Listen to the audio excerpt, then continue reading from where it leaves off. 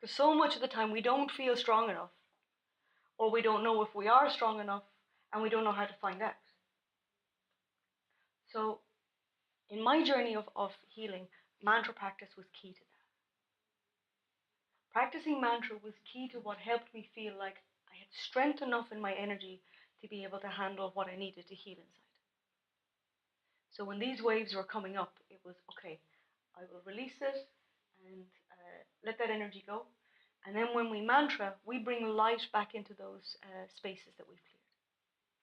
That's a very key part of the healing. Otherwise, we leave an empty space, and anything can occupy a space. But when we do a wave of healing, mantra fills that space, it gives us more strength.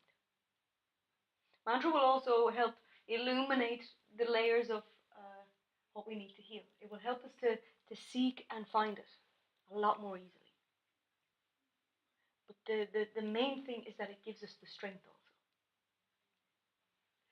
Something of that feels like mantra gives us the experience of a bigger perspective. There's more than me in this. So it's not just me in this body doing my healing of my story. It feels just a little bit broader than that. And because it feels a little bit broader than that, for me that felt supported also. It felt that whatever I was doing that felt for my highest good or what felt right for me, the energy was supporting that. So it's good to test, how strong am I now? And if I'm not feeling strong enough, how I can build that strength. Mantra will give you all those things. So, to finding out how strong we are, we already know what we have gone through, right?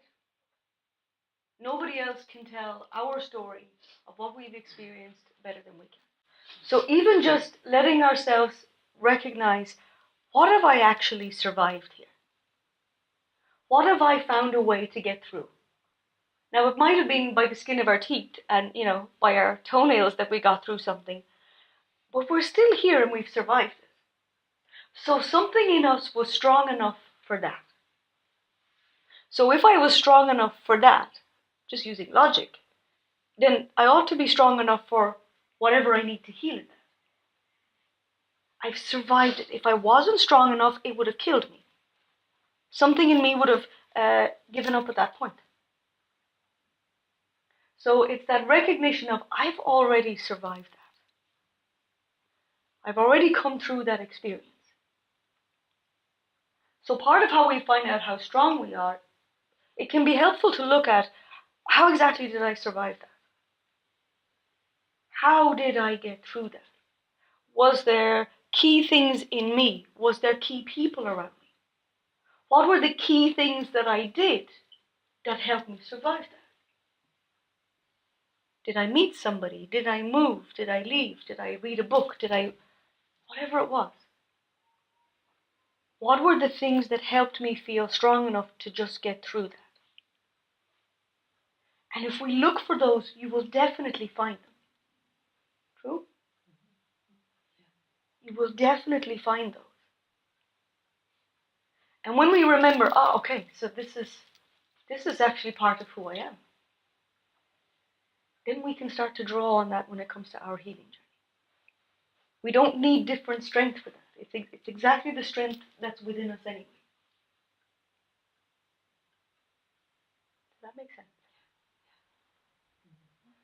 So because of something, let's say traumatic happening, we were already well out of comfort zone.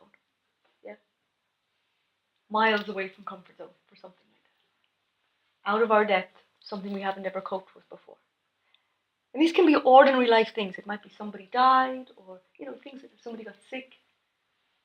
It can be ordinary life things, but when we're young, and it might be our first experience of that happening, it can shock our whole system. Especially if it's something that might seem, let's say, unnatural. Let's say like a young person dying, or accident, something like this. Yeah. So the recognition of what we survived. Here. Oh, sorry. Bad throwing. The recognition of what we have already survived and already got through. That helps us recognize my strength. There's a few other things that can help us in that. Things like, and they may seem like negative traits, but we can adjust them that they become positive. If you have anything in you that's stubborn, people tell you that you're stubborn, yeah? The other side of that coin is resilience and determination. So yes, we can be stubborn and we can dig our heels in, and it's not for our good or anybody else's good. But if we allow that energy to become our resilience and recognized in that way, or we allow that energy to become, I'm really determined, I don't give up easily, then it becomes a very different energy that we can use.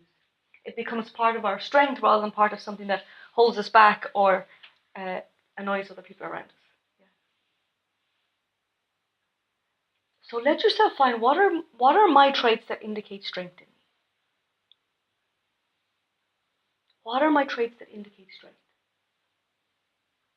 Do I have something that's like stubborn? Do I have something that I will find it very difficult to give up or walk away or let go of something? That's all part of that same kind of energy. When we use it for a healing purpose, then that can become really, really useful. If we start to get into deep feelings that are maybe quite painful. If we have that part of us, I'm not giving up on me, I'm not giving up on me, I'm going to see this through, then it can be really helpful, really productive. If anybody ever told you you're too sensitive, yeah? Hands up in the room, who's ever been told you're too sensitive? Yeah? In a healing context, this is really useful. It's useful because it can help us to recognize, okay, this is what I'm feeling. And this is maybe why I'm feeling that. Being sensitive allows us to explore that inner world and have a way of feeling it or have a way of describing it or recognizing it. When we're healing, sensitivity is a gift. Healing ourselves or healing anybody else, but ourselves.